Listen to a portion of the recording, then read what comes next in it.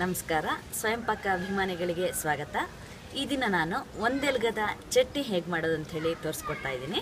ನಿಮಗೆಲ್ಲ ಗೊತ್ತೇ ಇದೆ, ಒಂದೆಲಗ ಅಂದರೆ ಆರೋಗ್ಯಕ್ಕೆ ತುಂಬ ಒಳ್ಳೆಯ ಆದಂತಹ ಒಂದು ಸೊಪ್ಪದು. ನೀವು ಅದನ್ನು ಬೆಳಗಿನ ಹೊತ್ತು ಖಾಲಿ ಹೊಟ್ಟೆನಲ್ಲಿ ತಿಂದರೆ ತುಂಬ ಅನುಕೂಲ ಆಗುತ್ತೆ. ಬುದ್ಧಿಶಕ್ತಿ ಹೆಚ್ಚಿಸುತ್ತೆ, ಹಾಗೆ ನೆನಪಿನ ಶಕ್ತಿ ಹೆಚ್ಚಿಸುತ್ತೆ. ಇದಲ್ಲದೆ ಅನೇಕ ಉಪಯೋಗ ನಿಮಗೆ ಒಂದೆಲಗದಿಂದ ಇದೆ.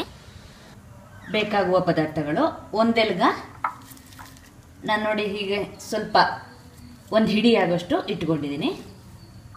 ತೆಂಗಿನಕಾಯಿ ತುರಿ ಮುಕ್ಕಾಲು ಕಪ್ಪು, ಹಸಿಮೆಣಸಿನ್ಕಾಯಿ ನಿಮ್ಮ ಖಾರದ ಅಪೇಕ್ಷೆ ಮೇಲೆ ನೋಡಿ ಹಾಕ್ಕೊಳ್ಳಿ. ನಾನೊಂದು 5 ಇಟ್ಕೊಂಡಿದ್ದೀನಿ. ಉದ್ದಿನಬೇಳೆ 1 ಟೀ ಸ್ಪೂನು, ಉಪ್ಪು 1 ಟೀ ಸ್ಪೂನು, ನಾನಿಲ್ಲಿ ಕಲ್ಲು ಉಪ್ಪು ಇಟ್ಕೊಂಡಿದ್ದೀನಿ, ನೀವು ರುಚಿಗೆ ನೋಡಿ ಹಾಕ್ಕೊಳ್ಳಿ. ಲಿಂಬೆಹಣ್ಣು ಒಂದು ಅರ್ಧ ಹೋಳು ಹಾಕ್ಕೊಳ್ಳೋಣ. ನೀರು ನೀವು ಚಟ್ನಿ ಹದ ನೋಡಿಕೊಂಡು ಎಷ್ಟು ಬೇಕೋ ಅಷ್ಟು ಹಾಕ್ಕೊಳ್ಳಿ. ಎಣ್ಣೆ ನಾನಿಲ್ಲಿ ಕೊಬ್ಬರಿ ಎಣ್ಣೆ ಇಟ್ಕೊಂಡಿದ್ದೀನಿ 2 ಟೀ ಸ್ಪೂನ್ನಷ್ಟು. ಸಾಸಿವೆ 1/4 ಟೀ ಸ್ಪೂನು, ಉದ್ದಿನಬೇಳೆ ಅರ್ಧ ಟೀ ಸ್ಪೂನು, ಒಂದು ಸಣ್ಣ ಒಗ್ಗರಣೆ ಸೌಟಲ್ಲಿ 1/4 ಟೀ ಸ್ಪೂನ್ನಷ್ಟು ಎಣ್ಣೆ ಹಾಕಿಬಿಟ್ಟು ಕಾಯ್ಲಿಕ್ಕಿಡಿ. ಎಣ್ಣೆ ಕಾದ್ಮೇಲೆ ಅದಕ್ಕೆ ಉದ್ದಿನಬೇಳೆ ಹಾಕಿ ಸ್ವಲ್ಪ ಹೀಗೆ ಹುರಿರಿ, ಹೊಂಬಣ್ಣ ಬರಲಿ. ನೋಡಿ, ಈಗ ಉದ್ದಿನಬೇಳೆ ಹೊಂಬಣ್ಣಕ್ಕೆ ತಿರುಗ್ತಾ ಇದೆ. ಈಗ ಇದಕ್ಕೆ ಹಸಿಮೆಣಸಿನ್ಕಾಯಿನ ಮುರಿದ್ಬಿಟ್ಟು ಹಾಕಿ. ಹಸಿಮೆಣಸಿನ್ಕಾಯಿ ಬಿಳಿ ಆಗತ್ತೆ ನೋಡಿ, ಅಷ್ಟು ಹುರಿದ್ಬಿಟ್ಟು ಸ್ಟವ್ ಆಫ್ ಮಾಡಿ. ಮಿಕ್ಸರ್ ಜಾರ್ಗೆ ಈ ಒಂದೆಲಗನ ಹಾಕಿ, ಹಾಗೆ ಈ ಹಸಿಮೆಣಸಿನ್ಕಾಯಿ ಉದ್ದಿನಬೇಳೆನೂ ಹಾಕಿ, ಉಪ್ಪು ಹಾಕಿ ಒಂದ್ಸಲ ತಿರ್ಸ್ಕೊಂಡು ಆಮೇಲೆ ಕೊಬ್ಬರಿ ಮತ್ತು ನೀರು ಹಾಕ್ಕೊಂಡು ರುಬ್ಕೊಳ್ಳೋಣ.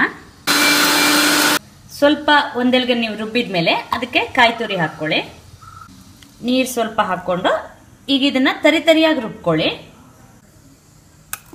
ರುಬ್ಬಿದ ಮೇಲೆ ಒಂದು ಬಟ್ಲಿಗೆ ತೆಕ್ಕೊಳ್ಳಿ. ಲಿಂಬೆ ಹಣ್ಣನ್ನು ಚಟ್ನಿ ಹಿಂಡೋಣ. ನಿಮ್ಗೆ ಎಷ್ಟು ಹುಳಿ ಅಪೇಕ್ಷೆ ಇದೆಯೋ ಅಷ್ಟು ಹಿಂಡ್ಕೊಳ್ಳಿ. ಲಿಂಬೆ ಹಣ್ಣಿನ ರಸ ಹಾಕಿದ ಮೇಲೆ ಚೆನ್ನಾಗಿ ಮಿಕ್ಸ್ ಮಾಡಿ. ಒಂದು ಸಣ್ಣ ಒಗ್ಗರಣೆ ಸೌಟಿಗೆ ಸ್ವಲ್ಪ ಎಣ್ಣೆ ಹಾಕ್ಕೊಳ್ಳಿ. ಎಣ್ಣೆ ಕಾದ್ಮೇಲೆ ಸಾಸಿವೆ ಹಾಕಿ. ಸಾಸಿವೆ ಪಟಪಟ ಆದಮೇಲೆ ಉದ್ದಿನಬೇಳೆ ಹಾಕಿ. ಉದ್ದಿನಬೇಳೆ ಹೊಂಬಣ್ಣಕ್ಕೆ ಬರಲಿ. ಈ ಉದ್ದಿನಬೇಳೆ ಹೊಂಬಣ್ಣಕ್ಕೆ ಬಂದಿದೆ, ಸ್ಟವ್ ಆಫ್ ಮಾಡೋಣ. ಒಗ್ಗರಣೆ ಬಿಸಿ ಇದ್ದಂತೆ ಚಟ್ನಿಗೆ ಹಾಕಬೇಕು. ಈಗ ಚಟ್ನಿ ನಿಮಗೆ ತಿನ್ಲಿಕ್ಕೆ ರೆಡಿಯಾಗಿದೆ.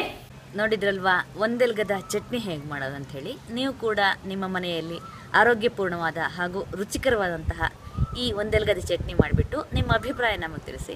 ನಮಸ್ಕಾರ.